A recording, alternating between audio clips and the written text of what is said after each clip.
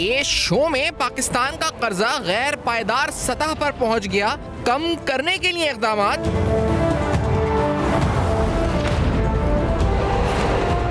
معاشی اور سیاسی بحران آخر کون سمیٹے گا؟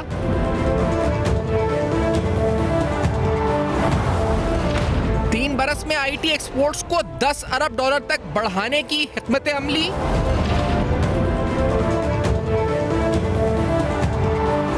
چیئرمین پی ٹی آئی پر کیسز کا انبار، الیکشن کمیشن کی پی ٹی آئی کو 20 دن کی مہلت۔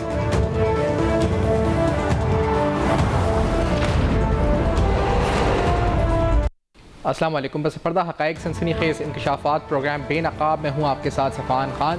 ریسنٹلی جو پاکستان کا program staff level agreement concluded ہوا آئی ایم ایف کے ساتھ، تو ایک اسٹیٹمنٹ سامنے آئی۔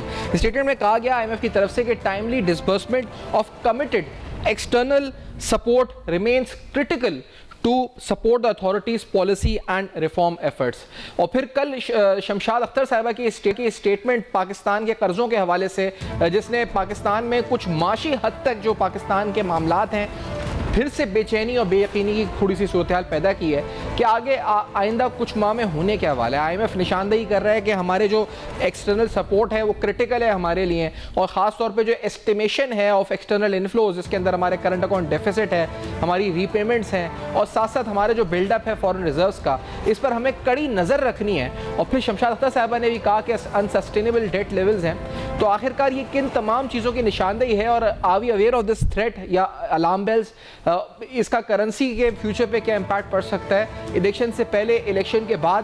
پھر ہم اس پر بھی آئیں گے پروگرام میں کہ سیاسی طور پر مختلف جماعتیں کیا منشور جو رکھ رہی ہیں وہ سیٹسفیکٹری ہے پاکستان کو درپیش بے شمار چیلنجز کو سامنے رکھتے ہوئے، اور ساتھ ساتھ اس کے بعد چیئرمین پی ٹی آئی، ان کا مستقبل، پی ٹی آئی کا اپنا مستقبل، انٹرا پارٹی الیکشنز اور تحریک انصاف کے اپنے سمبل سے الیکشن لڑ پائے گی۔ اس اہم ترین سوال کا جواب ڈھونڈیں گے، لیکن پہلے پروگرام معیشت سے آغاز کرتے ہوئے ہارون شریف صاحب ہمارے ساتھ پروگرام میں موجود ہیں، سابق صاحب انویسٹمنٹ کے، اور جناب ظفر پراچا صاحب ایکسچینج کمپنی ایسوسیشن کے سیکرٹری جنرل ہیں، ہمارے ساتھ عرفان اقبال شیخ صاحب ایف پی سی سی آئی کے موجود ہوں گے۔ ہارون شریف صاحب، یہ جو جملہ ہے کہ ٹائملی ڈسبرسمنٹ بہت ضروری ہے ایکسٹرنل سپورٹ کی، اور یہ کرٹیکل کا لفظ استعمال کیا جا رہا ہے to support the authorities policy and reform efforts, یہ کیوں کیا گیا ہے سر یہ استعمال جملہ، اور یہ کتنا کرٹیکل ہے؟ آپ کیسے سینس کرتے ہیں اسے ہارون صاحب؟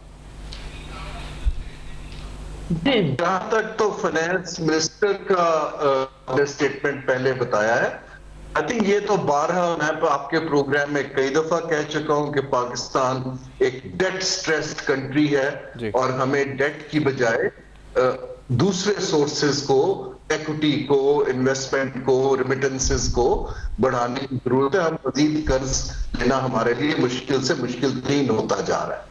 اب یہ جو آئی ایم ایف کے ریویو کا جو ہے، دیکھیے آئی ایم ایف کے پچھلے پروگرام میں بھی اور ابھی بھی پاکستان کا جو ایک 8 سے 10 ارب ڈالر کا گیپ ہے بنتا، اس کو ہم نے فل کرنے کے لیے ایکسٹرنل جو ہمارے پارٹنرز ہیں، فرینڈلی کنٹریز، ہم ہمیشہ ان کی طرف اشارہ کرتے ہیں۔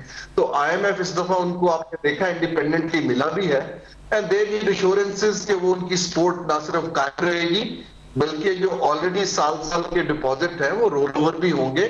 تو مجھے اس پہ کوئی ایسی حیرت نہیں ہوئی ہے، لیکن پاکستان کا جو کرونک مسئلہ ہے اسٹیبلائزیشن کے اندر، جو ہمارا، ہم امپورٹ کو روک کے ہمیشہ نہیں چل سکتے۔ جس بھی اکانومی نے اسٹیبلائزیشن اچیو کی ہے، انہوں نے ایکسپورٹ پروموشن سے کی ہے، نہ کہ امپورٹ کو خالی کمپریس کر کے، کیونکہ ہمیں ٹیمپرری ٹائم ملتا ہے۔ اور ابھی جو فائنانس منسٹر نے انڈیکیٹ بڑا کلیئرلی کر دیا، ہم پہلے سے کہتے آ رہے ہیں کہ 3 سال کا ہمیں ایک ایکسٹینڈڈ فنڈ فیسلٹی چاہیے، جس کے اندر ہم خاصے بڑے اماؤنٹ کی توقع کریں تاکہ ہم 3 سال کے اندر جو ہے ہارون شریف صاحب یہ بتائیں، کیونکہ جو لفظ اس میں استعمال ہو رہا ہے کرٹیکل، یہ کیوں کیا گیا ہے؟ اور دوسرا یہ بتائیں کہ یہ جو سپورٹ کی بات ہو رہی ہے یہ کتنی ضرورت اس کی ہے؟ کیونکہ یہ تو نظر آ رہا ہے کہ ہمیں جو دیگر سورسز ہیں ہماری جو نان ڈیٹ کریٹنگ انفلوز یا ڈیٹ کریٹنگ انفلوز ہیں وہ اتنے خاطر خواہ نہیں رہے ہیں اس سال میں، آلموسٹ ٹارگٹ کے 11% پہ ہم کھڑے ہوئے ہیں۔ اور پہلے تو بتائیں کیوں ہے ایسا کہ یہ نہیں ہو رہے ہیں، ٹارگٹ میچیورز کیوں نہیں ہو رہے ہیں؟ جو ڈیولپمنٹ اسسٹنس آنی ہے، جو دیگر اسسٹنس ہے، جو بانڈز ہیں یا کمرشل بینکس ہیں، اور پھر کتنا کنسرننگ ہے کہ اگر یہ سب نہیں ہوتا تو ہم کہاں کھڑے ہوں گے؟ شارٹ فال ہوگا کیا؟ کیا ایسٹیمیشن کیا ہے آپ کی ہارون شریف صاحب؟ میں نے ایگزیکٹ اس کے ماڈلنگ تو کر کے نہیں دیکھی ہے، لیکن میں آپ کو یہ بتا رہا ہوں کہ پہلے بھی پروگرام ڈاکومنٹ کے اندر ایک سوالیہ نشان تھا کہ پاکستان کا جو گیپ آ رہا تھا جو مسلسل 6 سے 10 ارب ڈالر کے درمیان ویری کر رہا تھا، کہ یہ گیپ کیا پاکستان فورسیبل شارٹ ٹرم میں اس کو میٹ کر پائے گا. لیکن ابھی تک جو کریٹیکل بولا ہے آئی ایم ایف نے، یہ سینٹینس بتاتا ہے کہ ان کو اس کے اوپر ٹرسٹ نہیں ہے کہ پاکستان کے پاس کوئی ایسے انفلوز آئیں گے کہ وہ گیپ پورا ہو پائے گا. دیکھیے پاکستان اس وقت جہاں پر ہم کھڑے ہیں، ایک طرف تو ہماری پولیٹیکل سٹیٹمنٹس ہیں جو بڑی روزی پکچر دکھاتی ہیں، ٹرن اراؤنڈ ہو جائے گا، گیم چینج ہو جائے گی. آئی تھنک ہمارے سیاستدانوں کو اور پارٹیوں کو ایٹ لیسٹ ریئلسٹک پکچر پر فیوچر کی بات کرنی چاہیے کہ جی ہم اس کو اب اس طرح اس گیپ کو ایڈریس کریں گے. کیونکہ یہ اب ہمیں بار بار کیوں ہم آئی ایم ایف کی رپورٹ پر جاتے ہیں، ہمیں اپنے نمبرز کے اوپر خود کلیئرٹی ہونی چاہیے کہ ہم کیسے کریں گے. میرے حساب سے the way other countries have done it، ہمیں چاہیے کہ ہم کوئی اپنے پروفٹیبل اداروں کو ان کے شیئرز کو ڈس انویسٹ کریں اور کچھ انفلو دکھا پائیں. سپورٹ اوور نائٹ نہیں بڑھ پائے گی، نہ ہی ہماری کوئی ریمیٹنسز میں مجھے خاطر خواہ اتنا اضافہ دکھائی دے رہا ہے. پھر ڈالرز کہاں سے آئیں گے؟ یہ سوال میں سب سے آپ سے پوچھتا ہوں. دیکھیے نا، ہمیں انفلو تو دکھانا ہے. ایف ڈی آئی اس ملک میں تب آئے گی جب سٹیبلٹی آئے گی، لوکل انویسٹر کا اعتماد آئے گا. ان چیزوں کو وقت لگتا ہے سب. لیکن یہ بتائیں ہارون شریف صاحب کہ یہ جو الیکشنز ہیں اور نئی حکومت آنی ہے، آپ نے جس طرح کہا کہ ان کو آگاہی ہے ان چیلنجز کی، اور خاص طور پہ اپریل کے اندر ایک ری پیمنٹ ایک ہے $1 بلین کی، اور پھر یہ جو گیپ ہے، ہم ابھی 11% ٹارگٹ پہ کھڑے ہوئے ہیں. ہمیں بائیلیٹرل کریڈٹ سے، ہمیں انٹرنیشنل مارکیٹ سے، بانڈ مارکیٹ سے، یورو بانڈ سے خاطر خواہ رسپانس نہیں مل رہا ہے. انفیکٹ چائنیز انفلوز بھی تقریباً جو ہے ڈرائی ہو چکے ہیں. سعودی ایک $600 ملین کی فائنینسنگ، آئل فائنینسنگ ہے. تو یہ جو منتخب حکومت ہوتی ہے جب الیکشنز کا ٹائم ہوگا، اس دوران ہماری جو نیڈز ہوں گی فائنینسنگ کی وہ بڑھ چکی ہوں گی، اور ہم وہ کیسے پورا کریں گے اور کیا ہوگا؟ یعنی اس سینیریو میں کیا ہم پھر سے ایک وولیٹائل کرنسی کی طرف جا رہے ہیں آفٹر الیکشنز؟ خدا نخواستہ کیا نظر آ رہا ہے آپ کو ہارون صاحب؟ دیکھیے اگر آپ نے آئی ایم ایف رپورٹ کو غور سے پڑھا ہو ان بٹوین دی لائنز، تو وہ ابھی بھی آپ کو مینشن کر رہے ہیں کہ مارکیٹ بیسڈ ایکسچینج ریٹ آپ کو چاہیے. اس کا مطلب ہے کہ ابھی ان کا خیال ہے کہ جو کرنٹ ایکسچینج ریٹ ہے وہ مارکیٹ کے مطابق پوری نہیں رکھتا ہے، اور اس کی وجوہات بڑی کلیئر ہیں. وہ سپلائی اینڈ ڈیمانڈ کو میچ کرتے ہیں، وہ انٹرونشن پہ بلیو نہیں کرتے. دیکھیے جو بھی حکومت آتی ہے، میری ایز somebody جو دنیا کی معیشت کو دیکھتا ہے، کام کرتا رہا ہے، میری آبزرویشن یہ ہے کہ ہماری سیاسی پارٹیاں ماضی میں رہ گئی کہ ہم نے یہ کر دیا، ہم نے یہ اس وقت یہ کر دیا تھا، ہم ایسے کر لیں گے. سوال یہ ہے کہ آپ اپنے منشور اگر الیکشن کے اندر 2 ماہ رہ گئے ہیں تو آپ کے منشور میں اکانومی کو سٹیبلائز کرنا اور اکانومی کو گروتھ کی طرف، ریوائیول کی طرف لے جانے کے اپنا ایک لائحہ عمل آنا چاہیے تھا. ہم ابھی تک یا پرسنالٹیز کی بات کر رہے ہیں کہ یہ صاحب کر دیں گے، یا ہم یہ کہہ رہے ہیں کہ آج سے 10 سال پہلے ہم نے یہ کام کیا تھا، 8 سال پہلے یہ کیا تھا، انہوں نے یہ نہیں کیا. یہ مارکیٹ کو کانفیڈنس نہیں دیتا ہے، یہ انٹرنیشنل اداروں کو اور بائیلیٹرل پارٹنرز کو کانفیڈنس نہیں دیتا ہے. ان کو کریٹیکل چاہیے کہ آپ کے پاس گیم پلان کیا ہے اور اس میں ہم ہیلپ کیسے کر سکتے ہیں. جتنے باہر کے ممالک ہیں، یہ جو فنڈ بھی کہہ رہا ہے، unless and until آپ ایک گیم پلان رکھیں کہ آپ جو سپورٹ دیں گے ہم یہاں سے واپس کریں گے. اب یہ چیز تو میری جو ہے نا عجیب سی لگتی ہے کہ آپ ڈیفر کر دیں پیمنٹس، سود معاف کر دیں، اس سے کیا ہوگا؟ آپ 6 ماہ اور خرید لیں گے. ہمیں ایک کانکریٹ جو نئی حکومت ہے اس کو پلان رکھنا پڑے گا. انٹرم حکومت صرف ایڈوائز کر سکتی ہے.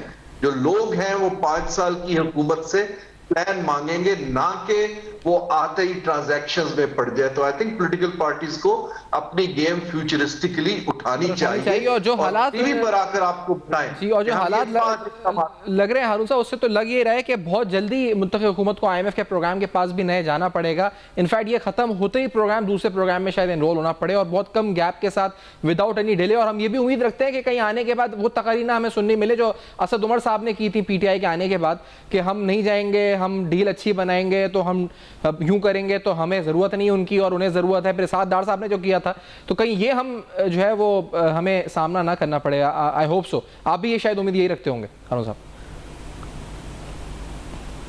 جی اس میں صورتحال یہ ہے کہ ہمیں کوئی مس پلیسڈ آئیڈیلزم کے اندر سے نکلنا پڑے گا. ہمیں بالکل ریئلسٹک ہونا پڑے گا کہ ہمیں ایک کلیئر اس وقت چاہیے ایک اور فنڈ کا پروگرام جس کا انٹرم فائنانس منسٹر انڈیکیٹ کر چکی ہیں, اور ہمیں اپنے منشور کے اندر یہ ماننا پڑے گا کہ اگر ہم نے معیشت کو سٹیبل کرنا ہے تو اگلے 3 مشکل سال ہیں اور ہمارے پاس اس کو ڈیل کرنے کا یہ طریقہ ہے, بجائے اس کے کہ ہم وہی پرانے نعرے لگائیں کہ ہم کشکول توڑ دیں گے, ہمیں بائی لیٹرل کوئی 70 80 90 ارب ڈالر یہاں گرنے شروع ہو جائیں گے. یہ جو فالس ایکسپیکٹیشنز بلڈ نہیں کرنی چاہیے. اور ریئلسٹکلی ایکسپیکٹیشنز میں ظفر فراز صاحب آپ کی طرف آتے ہوئے ریئلسٹکلی کیا ایکسپیکٹیشنز آپ کی ہیں خاص طور پہ ان دا شارٹ ٹرم اور پھر ان دا لانگ ٹرم؟ آپ کو کیا لگتا ہے کہ کرنسی ہماری جو پیرٹی ہے ہم نے بڑی مشکل سے اس کو اسٹیبلٹی کی طرف تھوڑا آئے ہیں اور اب ہم نے دیکھا ہے کہ جو موومنٹس ہیں وہ اسٹیبل ہی ہیں کہ اوپر تھوڑا ہوتا ہے تھوڑا نیچے ہوتا ہے اور ایک ونریبل سی سچویشن نظر نہیں آتی. لیکن کیا یہ مومنٹم رہ سکتا ہے ٹل الیکشنز اور پھر خاص طور پہ جو پریشرز آگے نظر آ رہے ہیں جن کو آئی ایم ایف بھی کہہ رہا ہے کہ کرٹیکل ہے اور یہ ہے, تو کیا ہم خدا نہ خاصہ دوبارہ وولیٹیلیٹی کی طرف یا ونریبلٹی کی طرف تو نہیں جائیں گے ظفر صاحب؟ دیکھیے جی بات یہ ہے کہ جو اس وقت جو سینیریو بنا ہوا ہے اور خاص طور پہ آئی ایم ایف کا جو ایس ایل اے ہمارا ہو گیا ہے جی, تو میں یہ سمجھتا ہوں کہ قدر اطمینان بخش بات ہے یہ, اور ان ٹائم ہوا ہے اور آئی ایم ایف کا جو وفد ہے ان ٹائم خود آیا بجائے پچھلی دفعہ کی طرح کہ ہمیں وہاں جانا پڑتا یا ورچوئل کرنا پڑتا. اچھا ان سب باتوں کے ساتھ جو پیچھے ایک بات ہے, مین بات ہے چیف آف آرمی اسٹاف اور ان کی ٹیم, جو کہ میں سمجھتا ہوں مجبوری میں انہوں نے یہ کام کیا جب اداروں نے اپنا کام نہیں کیا. جیسے کہ ابھی ہارون بھائی فرما رہے تھے کہ بلیم گیم نہیں ہونی چاہیے کسی کے, جو بھی سیاسی پارٹیاں ہیں ان کے پاس اپنا پروگرام ہونا چاہیے, اور ابھی تک ہم نے نہیں دیکھا کہ کسی کے بھی منشور میں کوئی پروگرام ہو. اور یہ ایک نیا طریقہ کار ہے, جو بھی حکومت آتی ہے وہ پچھلے کے اوپر ملبہ سارا ڈال دیتی ہے. اور جو اس وقت آپ نے بات کی کہ کرنٹ اور فیوچر, میں سمجھتا ہوں کرنٹ صورتحال تو اچھی ہے, خاص طور پہ جو ایڈمنسٹریٹو میئرز لیے گئے ہیں اور آئی ایم ایف نے اس کو ریکگنائز بھی کیا ہے, اس کی وجہ سے آپ کے یہاں ڈالر کا ریٹ کم ہوا, اسمگلنگ کنٹرول ہوئی, ہر طرح کی, اور آپ کا جو ایل ایس ایم ہے وہ بہتر ہوا, انفلوز بہتر ہوئے, ایکسپورٹ جو ہے وہ بہتر ہوئی ہے. ہاں جو ہارون بھائی نے فرمایا کہ امپورٹ کو کنٹرول کرنا غیر مناسب ہے, تو یہ میں ان کی بات سے متفق ہوں کہ امپورٹ کو کنٹرول نہیں کرنا چاہیے, لیکن ہماری مجبوری ہے کہ جب ہمارے پاس ڈالرز ہی نہیں ہوں گے, سے کہ میرے پاس پیسے نہیں ہیں تو میں 5 اسٹار ہوٹل میں کھانا کیسے کھاؤں. اور آئی ایم ایف یہ کہتا ہے کہ آپ 20,000 روپے قرض لیں اور 50,000 روپے کا 5 اسٹار ہوٹل میں. اچھا فراز صاحب یہ بتائیں کہ یہ جو ایڈمنسٹریٹو چیکس ہیں جس کو آپ نے کہا کہ آئی ایم ایف نے بھی ریکگنائز کیا ہے, تو جب تک یہ ان پلیس ہے, جب تک تو اب آپ کہہ رہے ہیں کہ یہ شیورٹی ہے کہ ہم ایک اسٹیبل کرنسی دیکھ سکتے ہیں, وہ چاہے ایک بہت ہی منیمم رینج میں روز ایک اوپر نیچے آئے, لیکن اسٹیبلٹی کم از کم ہمیں نظر آ رہی ہے. تو اس کے لیے بڑا ضروری ہے کہ ایڈمنسٹریٹو چیکس رہیں اور یہ ٹل الیکشنز اور آفٹر الیکشنز بھی رہیں. آپ یہی کہیں گے نا کہ یہ اگر جس دن ہٹے تو پھر سے اسپیکولیٹرز کود جانے اس مارکیٹ میں؟ دیکھیے جناب, ایڈمنسٹریٹو میئرز جو ہیں, یہ جو آنے والی سیاسی حکومت ہے اس کو بھی اس پہ کوئی کمپرومائز نہیں کرنا پڑے گا. یہ پاکستان کی سروائیول کا معاملہ ہے. آپ اسٹاک دیکھیں ایڈمنسٹریٹو میئرز کی وجہ سے ریکارڈ ہائی ہے.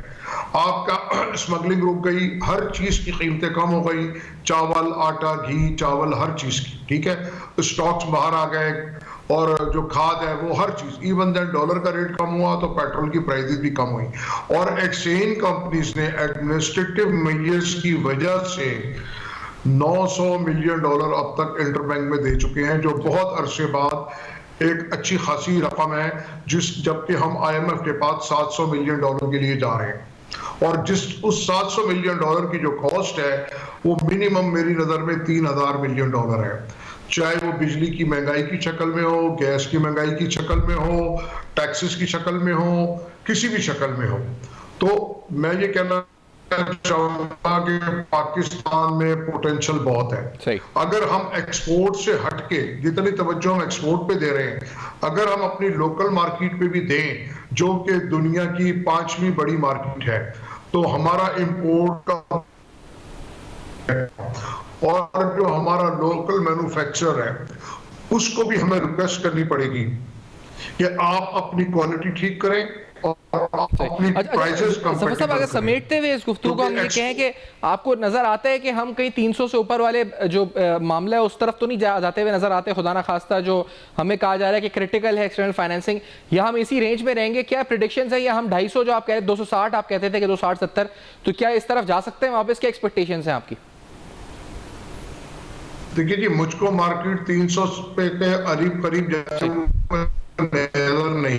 ٹھیک ہے، میں آپ سے پھر یہی کہوں گا کہ ابھی فوری طور پر مجھے مارکیٹ 280 کے بینڈ میں آتی نظر آ رہی ہے. ٹھیک ہے سر. اور اچھے باتیں ہو رہی ہیں FDI کی، اگر وہ آ گیا تو انشاءاللہ یہ 280 کا بینڈ بھی توڑ دے گا، جیسے کہ پچھلے دنوں آپ نے دیکھا کہ میں نیچے آ رہا تھا. اس سیگمنٹ کا اختتام پہ پہنچتا ہے. میں بہت شکریہ ادا کروں گا پرسا، آپ نے اور ہم نے دونوں نے پروگرام میں جوائن کیا اور اپنا موقف اس حوالے سے دیا. اس بریک کے بعد تحریک انصاف، اس کا سیاسی مستقبل، چیئرمین PTI پر کیسز، اکبر ایس بابا فاؤنڈنگ ممبر PTI پروگرام میں ساتھ ہوں گے. آفٹر دس بریک بے نقاب میں ہمارے ساتھ رہے گا.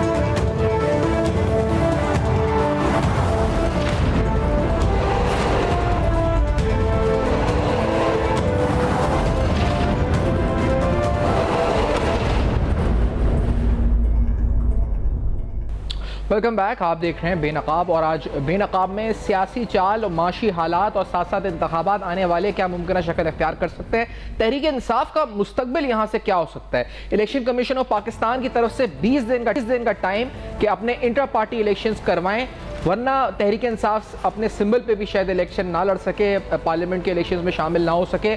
ساتھ ساتھ تحریک انصاف میں اور چیئرمین PTI کے کیسز، ان کا مستقبل اور ان کی امپلیکیشنز ان کے لیے کیا ہو سکتی ہیں، اس پر گفتگو کرتے ہیں. اکبر زابر صاحب پروگرام میں ساتھ موجود ہیں، فاؤنڈنگ ممبر ہیں پاکستان تحریک انصاف کے. اکبر صاحب بہت شکریہ، آپ نے وقت دیا، پروگرام میں جوائن کیا. سر، یہ آپ نے کہا تھا اس سے پہلے کہ آپ نہیں چاہتے کہ پابندی لگے جماعت کے اوپر کسی بھی، یا پھر ان کو کنٹیسٹ کرنے دینا چاہیے. اب ان کے پاس ٹائم ہے 20 دن کا. یہ بھی بڑا لینینٹ اپروچ کہتا ہے الیکشن کمیشن ہم نے اپنائی ہے، کیونکہ 1 سال آلریڈی ایکسٹینڈڈ ٹائم پیریڈ تھا، اس کو بھی بریچ کیا گیا، and now they have given 20 days. تو یہ ایک تو بتائیں لینینٹ اپروچ کیوں رکھی گئی، پہلی بات. اور دوسری بات، کیا آپ کو لگتا ہے کہ PTI will be able to contest with the symbol of bat؟ آپ کو لگتا ہے بابر صاحب؟ بسم اللہ الرحمن الرحیم. دیکھیے، جو پارٹی کے اندر جو الیکشنز ہیں جی وہ ایک بنیاد ہے کہ ایک لیڈرشپ سامنے آئے ڈیموکریٹکلی اور پھر وہ الیکشنز میں جائے. تو یہ صرف PTI کے لیے تمام جماعتوں پہ یہ لاگو ہونا چاہیے. میں تو یہ بھی مطالبہ کرتا آیا ہوں کہ یہ اتنی اہم چیز ہے کہ ہر پارٹی میں جمہوریت ہو، کہ یہ جو بڑی پارٹیاں ہیں جو پارلیمنٹ میں آئی ہیں ان کا انٹرا پارٹی الیکشن بھی الیکشن کمیشن سپروائز کرے، تاکہ وہ ایک جینوئن لیڈرشپ کی نرسری بنے. ورنہ یہ سیاسی جماعتیں جو ہیں یہ محض ایک سیڑھی ہیں اقتدار کے لیے، اور چند افراد یا خاندانوں کے قبضے میں رہیں گی، اور یہ اقتدار کی سیاست چلتی رہے گی. اس سے پاکستان کو کچھ نہیں ملے گا. اور یہ جو اس وقت الیکشن کی جو ہونے جا رہے ہیں، یہ بھی میرے نزدیک ایک حجت پوری کی جائے گی. یہ آپ کے معاشی، سماجی، سیاسی اور جو دوسرے مسائل ہیں ان کا حل نہیں ہے. آپ نے اگر پاکستان کو ایک جدید ترقی یافتہ ترقی کی طرف ڈالنے کی ایک ریاست بنانا ہے تو آپ نے وہ بنیادی تبدیلیاں لانی ہیں اپنے نظام میں. تو اب PTI کو جب 1 سال سے انہوں نے الیکشن نہیں کرایا تو 20 دن میں کیسے الیکشن کرائیں گے؟ وہ کیسے ڈیموکریٹک الیکشن ہوں گے کہ اس کا ایک الیکشن کالج ہی نہیں ہے، ان کے پاس ڈیٹا بیس ہی نہیں ہے، ان کے پاس الیکشن. جو عہدوں کے بٹنے کا سلسلہ ہے وہ تو جاری ہے بدستور، اور کچھ وکلا ہے جو اس وقت جو ہم دیکھ رہے ہیں کہ فرنٹ پر آ چکے ہیں، روزانہ آ کے اسٹیٹمنٹس دیتے ہیں کہ چیئرمین PTI نے یہ کہا، چیئرمین PTI نے یہ کہا. کا میسیجز عوام تک پہنچاتے ہیں, اور کوئی سینئر وائس پریزیڈنٹ بن رہا ہے, کوئی وائس پریزیڈنٹ بن رہا ہے, کوئی پارٹی کا ترجمان بن چکا ہے, کوئی فوکل پرسن بن چکا ہے, تمام عہدوں پہ وکلا براجمان ہو چکے ہیں. بابر صاحب دیکھیے یہ بڑا لگتا ہے کہ ابھی تک انہوں نے کوئی سبق نہیں سیکھا کہ حالات یہاں تک ہو گئے ہیں, پارٹی کا جو شیرازہ اس طرح بکھر گیا ہے, اور جو پارٹی کے چیئرمین بھی جیل میں ہیں, اور جو ورکرز خاص کر جو نوجوان تھے وہ جس مشکلات سے گزر رہے ہیں, تو یہ انتہائی افسوسناک ہے کہ یہاں تک حالات ہے, اور ابھی تک لگتا ہے کوئی سبق نہیں سیکھا. کیونکہ پہلے جن لوگوں کی میں نے نشاندہی کی تھی, جن کو میں اجرتی سیاستدان کہتا تھا, یا ایسے لوگ جو بالکل جن کے پاس کچھ بھی نہیں تھا, کنگلے تھے, کھوٹے سکے تھے, وہ آج ارب پتی بن گئے, اور وہ چھلانگے لگا لگا کے سیاسی پناہ لے رہے ہیں مختلف پارٹیز میں. یعنی پی ٹی آئی کے جو فارم فنڈنگ کیس کا فیصلہ آیا, تو اس میں تمام جو فائنانس بورڈ کے لوگ تھے, آج کوئی ایک جماعت میں جا رہا ہے, کوئی دوسری جماعت میں جا رہا ہے. 2 اگست 2022 سے ابھی تک وہ فیصلہ نافذ نہیں ہوا, اس کی سزائیں ہونی چاہیے. تو آپ جس طرف نشاندہی کر رہے ہیں بالکل صحیح ہے کہ پہلے یہ اجرتی سیاستدانوں اور ان کنگلوں کے حوالے کی آؤٹ سورس کی پارٹی, جس کی میں نے مخالفت کی, جن کے ساتھ جب میرے ایک بات صحیح ثابت ہوئی, اور آج چند وکلا کے حوالے کی جا رہی ہے جن کی شاید سوچ وکلا سیاست سے بڑھ کے نہیں ہے. قومی سیاست بڑی چیز ہے, ایک بڑا کینوس ہے, اس میں آپ کو حکمت استعمال کرنی ہوتی ہے. ووٹ بینک اگر آپ کا ہے بھی, تو ووٹ بینک کو بیلٹ باکس تک پہنچانے میں آپ کو بڑے مراحل طے کرنے ہوتے ہیں. اس کے لیے بڑی سنجیدہ, بڑی سوچی سمجھی سیاست, حکمت عملی بنانی ہوتی ہے. تو کیا یہ وکلا اب اس کو مزید کھائی میں پھینکیں گے, اس پارٹی کو مزید مشکلات میں ڈالیں گے؟ کیونکہ یہ جو فلسفہ ہے نا, یہ 1997 میں بھی ایک زمانے میں تھا کہ جی میں کھمبے کو کھڑا کر دوں تو کھمبے کا بھی ووٹ پڑے. لیکن اکبر صاحب یہ سب کچھ ہو تو منشا سے رہا ہوگا نا, چیئرمین پی ٹی آئی کے یا ان کی اہلیہ کی منشا سے یہ سب کچھ جو ہو رہا ہے, جو عہدے اس وقت مل رہے ہیں اہم ترین وکلا کو, جو عہدے ہیں پارٹی کے اہم ترین. میں تو پہلے دن سے اس پارٹی کے جو مشکلات ہیں, اور اس پارٹی میں یہ جو لوگ ابھی چھلانگے لگا لگا کے جا رہے ہیں, جن کو میں نے مورد الزام ٹھہرایا, جن کے بارے میں ثبوت فراہم کیے, جو ثبوت پھر ثابت ہو گئے, تو میں تو پہلے دن سے اس کا ذمہ دار پارٹی کے چیئرمین عمران خان کو وہ ٹھہراتا تھا. کیونکہ ان کے بغیر دیکھیے 2011 میں جب میرے اختلافات ہوئے پارٹی کے, تو ہمارا یہی تھا, ہم نے بنیادی آئین بنایا تھا پارٹی کا. میں تھا, حامد خان تھے, معراج محمد خان تھے, فوزیہ قصوری تھی. آپ کو شاید معلوم نہ ہو ناظرین کو کہ ہمارے بنیادی جو آئین تھا اس میں یہ تھا کہ چیئرمین صرف 2 ٹرمز رہے گا, 3 سال کے. پارٹی کا کوئی شخص عہدہ نہیں لے سکتا جس پہ عدالت میں الزام میں ہو کرپشن کا, یعنی ثابت ہونا تو چھوڑیے. پھر اس کو انہوں نے امینڈ کیا 2013 میں آ کے, تاکہ راستے کھولے سب کے لیے. تو ہم تو ایک ہائی ماڈل گراؤنڈ میں ایک پارٹی رول ماڈل کے طور پہ اپنے آپ کو پیش کرنے والی تھی نا. تو جب میرے اختلافات ہوئے 2 راستے تھے, ایک وہ پٹا ہوا راستہ تھا جس پہ پارٹی چلی, جس کے آج یہ اس کا حال ہوا ہے, اور ایک وہ راستہ تھا جو نیا راستہ تھا, جو تبدیلی کا راستہ تھا, جو دنیا میں جہاں جمہوریت قائم ہے اور کامیاب ہے اور لوگوں کے مسائل حل کرتی ہے, بے روزگاری کو حل کرتی ہے, امن و امان قائم کرتی ہے, اکانومی معیشت کو چلاتی ہے, اور وہ ایک کریڈیبل لیڈرشپ کو سامنے لاتی ہے, سیاسی جماعتوں کو نرسری بناتی ہے. ہم نے وہ راستہ نہیں چنا. یہی تو میری جنگ تھی پارٹی کے چیئرمین عمران خان سے, اور وہ اب ثابت ہو چکی ہے. تو لگتا یہ ہے کہ اگر آج بھی انہوں نے نہیں سیکھا تو آگے تو مزید تباہی ہے, اگر جس راستے پہ یہ جا رہے ہیں. صحیح, لیکن یہ آپ کہہ رہے ہیں کہ 20 دن میں ممکن نہیں ہے. جب ہم نے ایکسٹینڈڈ پیریڈ 1 سال کا دیا اور اس میں بھی یہ الیکشنز نہیں ہوئے, تو یہ 20 دن میں ناممکن ہے. لیکن یہ تو ممکن ہے کہ اس پر کوئی نہ کوئی ٹیکنیکل گراؤنڈز کے اوپر اس کو چیلنج کیا جائے, جیسے آپ کے کیس کے اندر ڈیلیئنگ ٹیکٹکس استعمال کی گئیں. تو آپ کو لگتا ہے یہ فیصلے کا اطلاق ہوگا, اور واقعی میں کیا ہم یہ کہہ سکتے ہیں کہ پولیٹیکل لینڈسکیپ میں جو بلے کا نشان ہے آئندہ آنے والے انتخابات میں ہمیں نظر نہ آئے, ایسا ممکن ہے کیا بابر صاحب؟ دیکھیے بڑی آئرونک وہ سچویشن ہے کہ شاید آپ کو معلوم نہ ہو کہ اگست 2002 میں بلے کے لیے جو الیکشن کمیشن میں درخواست ڈالی تھی وہ میں نے ڈالی تھی, اور اس کا ریکارڈ بھی موجود ہے, اور بلہ پاکستان تحریک انصاف کو لینے والوں میں سے میں ہوں. تو اس لیے تو میری تو یہی خواہش ہوگی کہ پارٹی جو ہے وہ ایک آئینی اور قانونی طور پہ ایک فعال جماعت بنے اور الیکشن میں بھی حصہ لے. لیکن جس روش اور جس ڈگر پہ یہ چل پڑے ہیں, وہاں پہ یہ جو آپ کے خدشات ہیں یہ سچ بھی ثابت ہو سکتے ہیں. قانون نافذ کرنا اداروں کا کام ہے. جن لوگوں نے جو پی ٹی آئی کے فائنانس بورڈ کے ممبران تھے, جن پہ تمام الزامات ثابت ہو چکے ہیں 2 اگست 2022 کے فیصلے میں فارن فنڈنگ کے، اب اس کو نافذ کرنا چاہیے.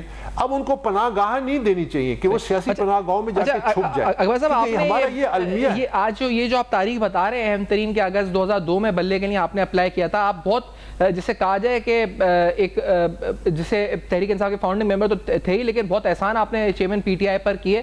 سلیم صافی صاحب اکثر صحافی ہیں، لکھتے ہیں جب بھی بولتے ہیں کہ وہ کہتے ہیں کہ جو چیئرمین پی ٹی آئی ہیں عمران خان صاحب، ان کی ایک روش ہے، ان کی ایک عادت ہے کہ جو دشمن ہوتا ہے اس کو تو نقصان نہیں پہنچاتے، لیکن جو ان پر احسان کرتا ہے اس کو لازمی یاد رکھتے ہیں اور اس کو نقصان پہنچاتے ہیں. وہ کہتے رہتے ہیں اکثر کہ جہانگیر ترین، جنرل باجوہ، اب جنرل فیض. تو یہ بات درست ہے آپ کی نظر بابر صاحب کہ یہ واقعی میں جو احسان کرتا ہے اس کو زیادہ نقصان پہنچاتے ہیں؟ جی، جو حقائق سامنے آئے ہیں اور اب ایک لمبی تاریخ بن چکی ہے، اس میں تو یہ بات بالکل سچ ہے کہ جو ان کے محسن رہے ہیں تو وہ ان کے شر سے بچ نہیں سکے، اور یہ بڑا افسوسناک ایک پہلو ہے. بلکہ آپ کے پروگرام کی توسط سے میں کہنا چاہتا ہوں کہ ایک وقت تھا جب میں انتہائی زیر اعتاب تھا، جب فارن فنڈنگ کا کیس تھا، ہر قسم کے مجھ پہ دباؤ ڈالے جا رہے تھے. تو اس وقت میں نے بہت سمجھانے کی کوشش کی، میں نے بہت یہ کہنے کی کوشش کی کہ دیکھیے جس راستے پہ یہ آپ جا رہے ہیں اور جو اس وقت کے کرتے دھرتے تھے، میں نے ان کو کہا کہ اس دن سے ڈریں کہ جب یہ کپڑے جھاڑ کے آپ پہ الزام ٹھہرائیں گے، آپ کے ادارے پہ مورد الزام ٹھہرائیں گے. اور وہی ہوا. میں نے کہا دیکھیے آپ نہیں سمجھتے ایک شخص کو اس کی شخصیت، اس کے جو مختلف پہلو ہے، لیکن یہ اب حقائق سامنے آ چکے ہیں اور یہ بڑے تلخ حقائق ہیں. اسی لیے میں سمجھتا ہوں کہ اس پارٹی کو، اگر ہم نے تو اس پارٹی کے لیے جنگ لڑنی ہے، ہم نے اس پارٹی کو ادارہ بنانا ہے، ہم نے اس کو ایک رول ماڈل بنانا ہے، کیونکہ اسی میں پاکستان کی بقا ہے، اسی میں پاکستان کی نئی سیاست کی ابتدا ہے، اسی میں پاکستان کے معاشی مسائل، کیونکہ آپ کو نئے کریڈیبل. اب یہ یاد رکھیے کہ پاکستان میں قابل لوگوں، باصلاحیت لوگوں کی کمی نہیں ہے، لیکن وہ لیڈرشپ رول میں نہیں آ سکتے. وہ لیڈرشپ رول میں اسی صورت میں آئیں گے کہ سیاسی جماعتیں شخصیات اور خاندانوں سے آزاد ہوں. یعنی یہ دعویٰ کرتے ہیں کہ ہم آزادی دینے نکلے ہیں، تو ایک شخص جو اپنے نفس کا قیدی ہو وہ قوم کو کیا آزادی دے گا؟ تو ہم نے اپنے آپ کو اپنی خواہشات سے بڑھ کے سوچنا ہے، اس جماعت کو دوبارہ منظم کرنا ہے. یہ ہماری جدوجہد ہے، یہ ہماری جنگ ہے. اب یہ الیکشن ایک اور مرحلہ ہے. میں سمجھتا ہوں کہ الیکشن سے پہلے جو تل حقائق آپ کہنے سامنے آ رہے ہیں، تل حقائق تو بہت اور بھی تل آ چکے ہیں سامنے. خاور مانیکا کا انٹرویو سامنے آ چکا ہے. یہ اکبر بابر صاحب آپ نے کیسے دیکھا ہے ان تمام چیزوں کو؟ کیا آپ کے لیے یہ چیزیں شاکنگ تھی یا were you not surprised about all this جو آپ سن رہے تھے، جو خاور مانیکا بتا رہے تھے؟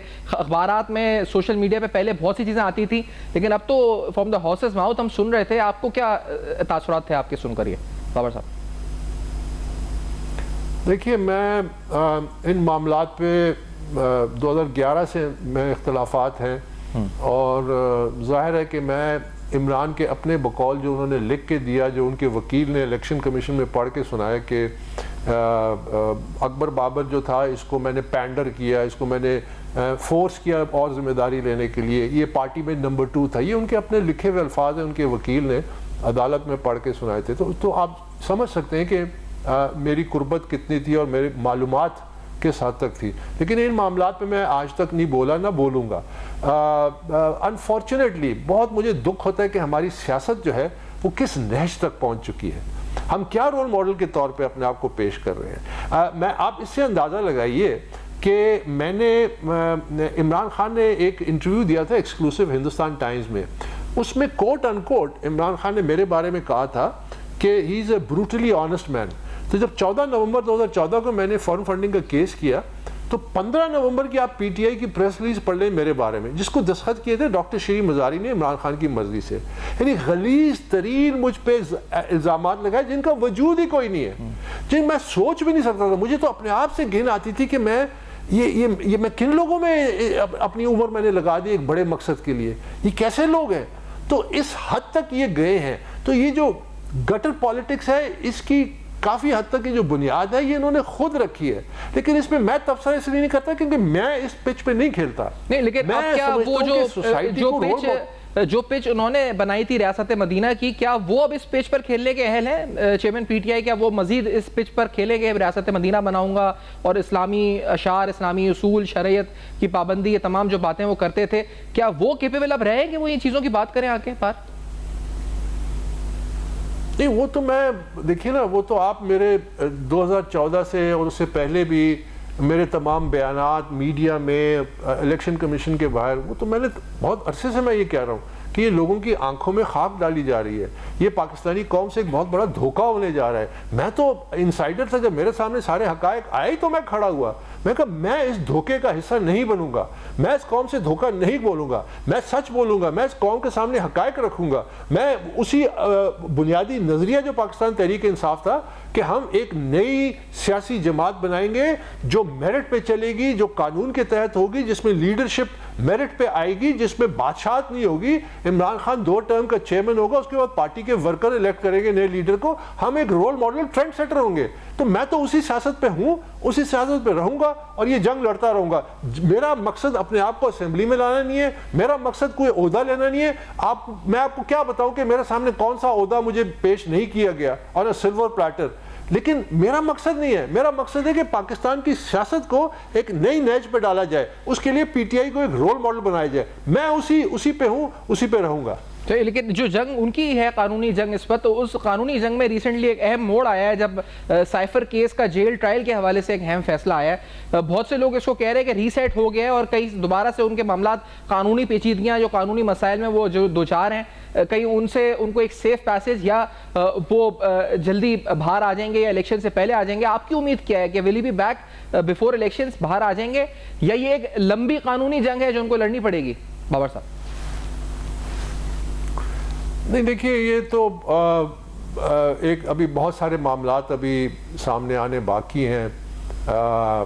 ظاہر ہے فارم فنڈنگ کیس کا جو فیصلہ آیا ہے اس کو نافذ کرنے کا بھی وقت آ چکا ہے، 1 سال سے زیادہ عرصہ ہو گیا، اور بہت سارے قانونی الجھنیں ہیں۔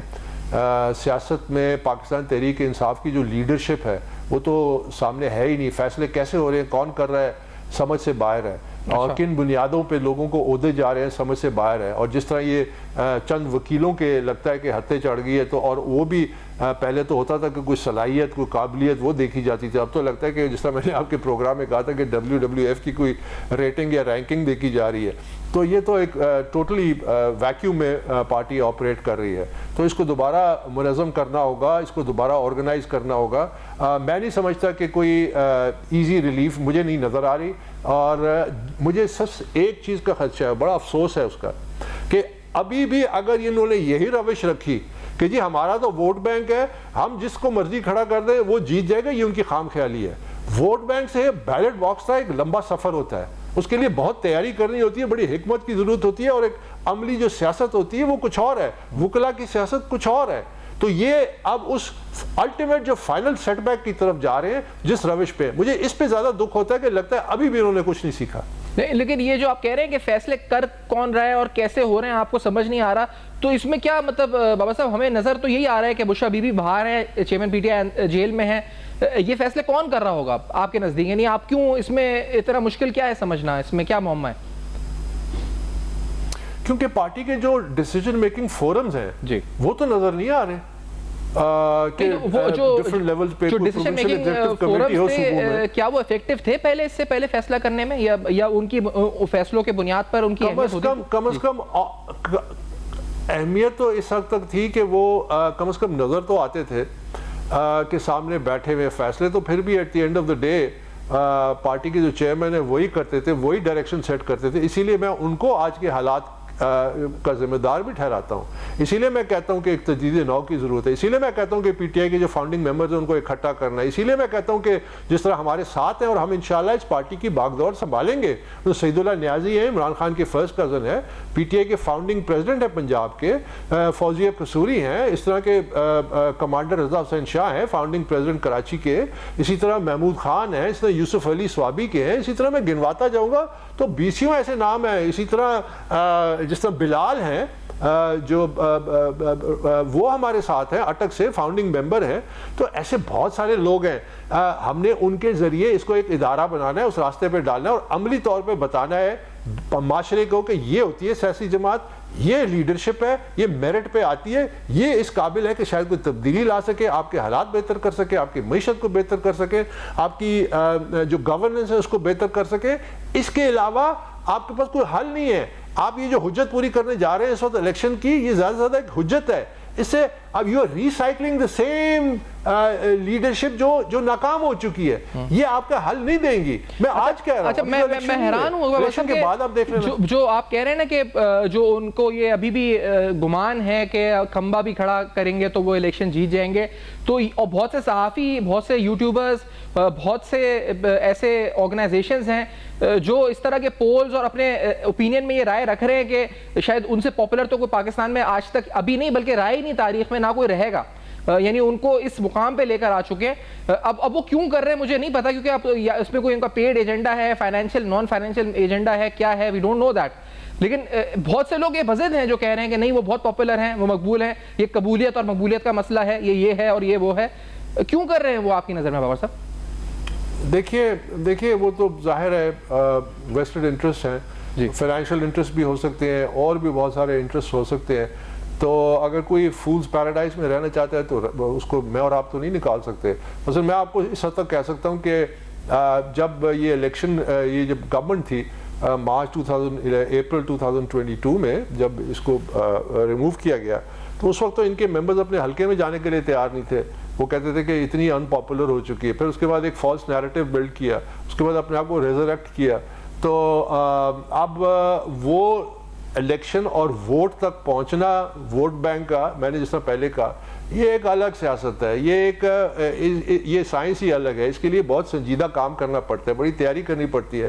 مجھے ایسا لگتا ہے کہ یہ جو فالس نیریٹو بلڈ کر رہے ہیں سوشل میڈیا کے ذریعے, تو اس کا نتیجہ یہ ہوگا کہ جو ان کے سپورٹرز ہیں وہ پھر شاک میں چلے جائیں گے آفٹر دی الیکشنز, اور پھر اس کے بعد ایک جسٹیفیکیشن بنے گی کہ ساری دنیا کہہ رہی تھی, فلانا پول کہہ رہا تھا, فلانا پول کہہ رہا تھا, اس کا مطلب یہ الیکشن ٹوٹلی ریگڈ ہے, جس کا نتیجے میں پھر اس کو وہ ڈس اون کریں گے, ریجیکٹ کریں گے, اور پھر ایک اور ایجیٹیشنل پالیٹکس کی تعلیم. تو یہ سارا فلسفہ جو ہے, یہ سارا جو سیاست کا جو فلسفہ ہے, یہ نیگیٹو ہے, یہ ڈسٹرکٹیو ہے, اور اس سے پاکستان کو کچھ نہیں ملے گا. پی ٹی آئی ورکرز جو ہیں, یہ ان کو سمجھنے کی ضرورت ہے کہ یہاں تک جو ان کو پہنچے, جو جس تکلیف سے وہ گزر رہے ہیں, وہ کون سی لیڈرشپ تھی جنہوں نے اس کو اس حال تک پہنچایا, اس کی نشاندہی کریں. ان سے پوچھیں کہ آپ کی اس سیاست نے پاکستان کو کیا دیا. مجھے ایک سوال جواب دے دیں, یہ جو کہتے ہیں نا کہ یہ جو آپ جو ابھی بات کر رہے تھے کہ یہ پاپولر ہیں, مجھے بتائیے کہ اس پاپولیرٹی کا پاکستان کو کیا ملا, پاکستان کے عوام کو کیا ملا؟ کیا اس سے بے روزگاری کم ہوئی؟ کیا اس سے معیشت بہتر ہوئی؟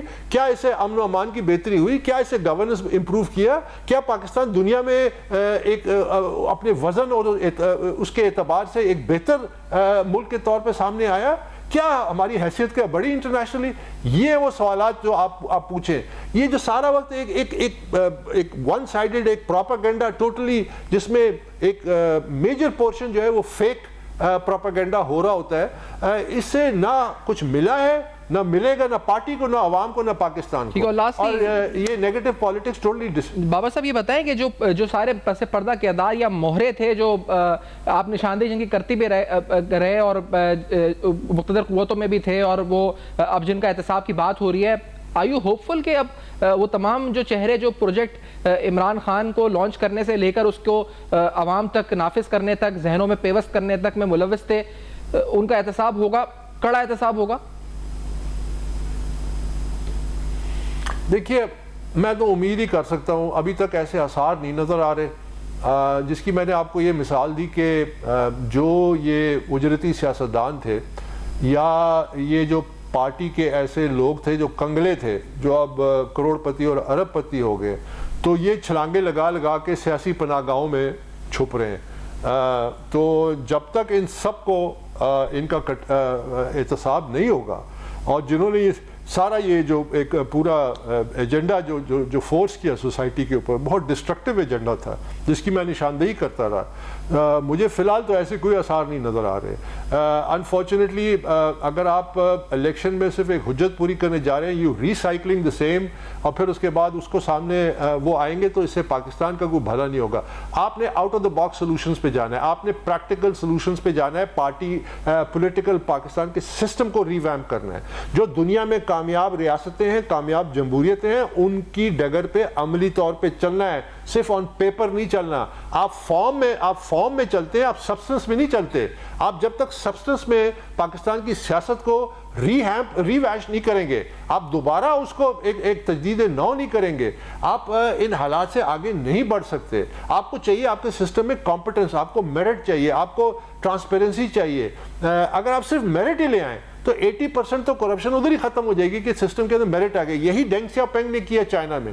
اس نے ایٹ دیٹ لیٹ ایج اس نے کمیونسٹ پارٹی میں میرٹ لیا, اس نے چائنا کا ٹیلنٹ. لوگ کہتے ہیں کہ جی اتنی ملٹی نیشنلز ہیں دنیا میں, اس میں انڈین اوریجن کے لوگ جو ہیں وہ چیف ایگزیکٹوز بنے ہوئے. آپ نے کبھی غور کیا کہ اس میں کوئی چائنیز نہیں ہے؟ وہ چائنیز کیوں نہیں ہے؟ چائنا تو اس وقت ایک ایمرجنگ سپر پاور ہے, انڈیا سے بہت آگے ہے. وہ اس لیے کہ وہ اپنے ملک کی اکانومی کو ٹھیک کریں, ان کو اپنے ملک کی اکانومی کو ٹھیک کرنے کا موقع مل رہا ہے, لیڈر پہ کلائم کرنے کا موقع مل رہا ہے. آپ لوگوں کو موقع نہیں دیتے, آپ یہاں پہ میڈیوکریٹی پریویل کرتی ہے, آپ یہاں پہ میرٹ سے بھاگتے ہیں.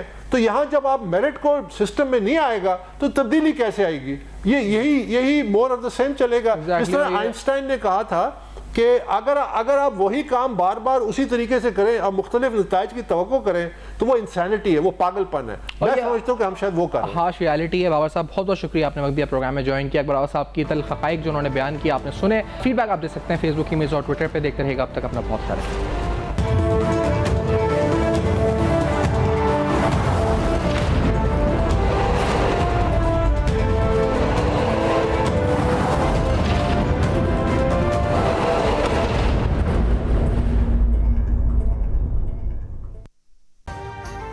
ابھی سبسکرائب کریں تاکہ کوئی خبر رہ نہ جائے.